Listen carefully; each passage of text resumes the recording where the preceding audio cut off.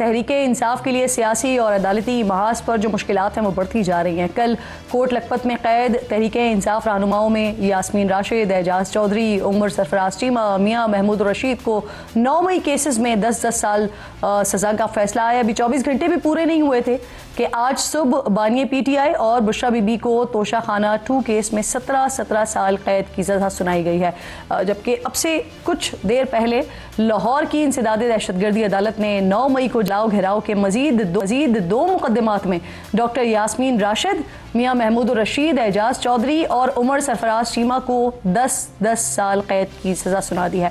A T C کے جج نے کوٹ لکھپت جیل میں فیصلہ سنایا ہے۔ توشہ خانہ 2 کیس اسلام آباد کی عدالت نے بانی پی ٹی آئی اور ان کی اہلیہ پر سزا کے ساتھ ساتھ 1,64,500,000 روپے فی کس جرمانہ بھی عائد کیا ہے۔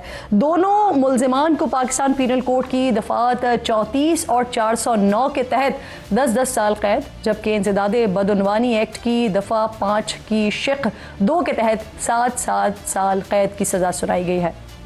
عدالتی فیصلے میں مزید کہا گیا ہے کہ یہ استغاثہ اپنا مقدمہ ثابت کرنے میں کامیاب رہا اور دونوں ملزمان جرم کے مرتکب قرار پائے۔ عدالتی فیصلے میں بانی پی ٹی آئی کی عمر کا بھی خاص طور پر ذکر کیا گیا ہے۔ 59 صفحات پر مشتمل عدالتی فیصلے میں کہا گیا ہے کہ عدالت سزا سناتے وقت عمران احمد خان نیازی کی عمر رسیدگی اور بشرا عمران خان کے خاتون ہونے کے پہلوؤں کو مد نظر رکھتی ہے۔ انہی عوامل کے باعث کم سزا دیتے ہوئے نرمی برتی گئی ہے۔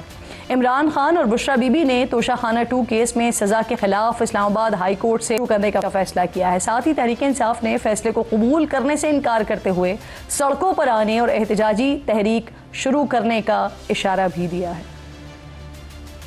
اس وقت ہمارے پاس کوئی آپشن نہیں رہا۔ آپشن ایک ہے کہ ہم نے مزاحمت کرنی ہے۔ ہم ہر صورت میں اپنی حقوق کی حفاظت کے لیے روڈوں پہ بھی نکلیں گے، عوام کے پاس بھی جائیں گے۔ خان صاحب کا پیغام یہی ہے کہ اب سب پاکستانی، بالخصوص انہوں نے خیبر پختونخوا کے وزیر اعلیٰ سہیل آفریدی صاحب کو کہا کہ اب آپ تیاری پکڑ لیں اسٹریٹ موومنٹ کی، اس کے علاوہ ہمارے پاس اب کوئی چارہ نہیں ہے۔ عمران خان نے اگلی بات کی جو میسج دیا ہے وہ سہیل آفریدی کے لیے دیا ہے۔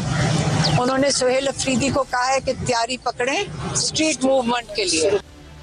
ناظرین، دوسری طرف حکومت کہہ رہی ہے کہ فیصلہ انصاف پر مبنی ہے۔ یہاں آپ کو توشہ خانہ 2 کیس کی تفصیلات بھی بتا دیتے ہیں۔ توشہ خانہ 2 کیس قیمتی تحائف کو خلاف قانون پاس رکھنے اور پھر بیچنے کے الزام پر مبنی ہے۔ بانی پی ٹی آئی اور ان کی اہلیہ بشرا بی بی پر الزام ہے کہ انہوں نے 2021 میں سعودی ولی عہد سے بلغاری جیولری سیٹ وصول کیا۔ ایف آئی اے کے ریکارڈ اور عدالت میں جمع کروائے گئے دستاویزات کے مطابق جیولری سیٹ کی کل مالیت 7.5 کروڑ روپے سے زائد تھی، جبکہ ملزمان نے پرائیویٹ فرم سے جیولری سیٹ کی قیمت صرف 59 لاکھ روپے لگوائی اور اس کی ادائیگی 29 لاکھ روپے کی ہے۔ پچھلے سال 13 جولائی کو نیب نے توشہ خانہ 2 کیس میں بانی پی ٹی آئی اور بشرا بی بی کی اڈیالہ جیل میں گرفتاری ڈالی۔ بانی پی ٹی آئی اور بشرا بی بی 37 دن تک اڈیالہ جیل میں نیب کی تحویل میں رہے۔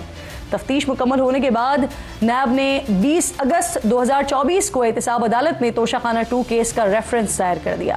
سپریم کورٹ سے نیب ترامیم بحالی کیس کے فیصلے کے بعد 9 ستمبر 2024 کو توشہ خانہ 2 کیس ایف آئی اے اینٹی کرپشن عدالت منتقل ہو گیا۔ ایف آئی اے نے توشہ خانہ 2 کیس میں اینٹی کرپشن ایکٹ کی دفعہ 5 اور پی پی سی کی دفعہ 409 شامل کی ہیں۔ پھر اگلے ہی مہینے 16 ستمبر کو توشہ خانہ 2 کیس کے ٹرائل کا آغاز ہوتا ہے، جب اسپیشل جج سینٹرل شاہ رخ ارجمند نے پہلی سماعت اڈیالہ جیل میں کی۔ کیس کی سماعت جاری رہی اور پھر 12 دسمبر کو توشہ خانہ 2 کیس میں ملزمان پر فرد جرم عائد کر دی گئی۔ توشہ خانہ 2 کیس کا ٹرائل تقریباً 1 سال اڈیالہ جیل میں چلا۔ اس دوران 80 سے زائد سماعتیں ہوئیں، 20 گواہان کے بیانات قلم بند کیے گئے، ان پر جرح مکمل کی گئی اور آج یعنی 20 دسمبر کو سزا سنا دی گئی ہے۔ وفاقی وزیر اطلاعات عطا تارڑ کہہ رہے ہیں کہ بانی P T I Bibi کی توشہ خانہ 2 کیس کی سزا 190 ملین پاؤنڈ کیس کی سزا ختم ہونے کے بعد شروع ہوگی۔ 190 ملین پاؤنڈ کیس میں احتساب عدالت نے رواں سال ہی 7 جنوری کو عمران خان کو 14 سال اور بشرا بی بی کو 7 سال قید کی سزا سنائی تھی۔ اس تمام صورتحال کے دوران کل رات گئے سینیٹر فیصل وافدہ نے ایکس پر پوسٹ کیا کہ یہ ابھی ابتدا ہے، آگے انتہا اور قیامت ابھی باقی ہے۔ یہاں آپ کو یہ یاد دلا دیتی ہوں کہ اس سے پہلے پچھلے سال جنوری میں توشہ خانہ کیس میں بانی پی ٹی آئی اور بشریٰ بی بی کو 14 سال قید کی سزا سنائی گئی تھی، جسے اپریل 2024 میں اسلام آباد ہائی کورٹ نے معطل کر دیا تھا۔ اسی طرح 3 فروری 2024 کو اسلام آباد کے سول جج کی جانب سے دوران عدت نکاح کے مقدمے میں عمران خان اور بشریٰ بی بی کو 7 سال قید کی سزا سنائی گئی تھی، جسے 13 جولائی 2024 کو ڈسٹرکٹ اینڈ سیشن عدالت نے کالعدم قرار دے دیا تھا، جبکہ 3 جون 2024 کو اسلام آباد ہائی کورٹ نے سائفر کیس میں بانی پی ٹی آئی کو 10 سال قید کی سزا سنائی تھی۔ اس سزا کو بھی کالعدم قرار دے دیا گیا تھا۔ اب معاملہ ہے ان سزاؤں کا مستقبل کیا ہوتا ہے، اب آگے حکمت عملی ہوگی کیا۔ جسٹس ریٹائرڈ شائق عثمانی صاحب پروگرام میں مجھے جوائن کر رہے ہیں۔ سر آپ کے وقت کی بہت شکر گزار ہوں۔ شائق عثمانی صاحب، آپ پروگرام میں مدعو کرنے کا سب سے بڑا ریزن سر آج فیصلہ آیا ہے عمران خان اور بشریٰ بی بی کے حوالے سے، دفعہ 409 کے تحت 10 سال ہے، انسداد رشوت ستانی ایکٹ کے تحت 7 سال کی قید ہے۔ بطور ماہر قانون سر کیا رائے ہے آپ کی، اور سر سب سے امپورٹنٹ یہ کہ اعلیٰ عدالتوں میں ٹک سکے گا یہ فیصلہ؟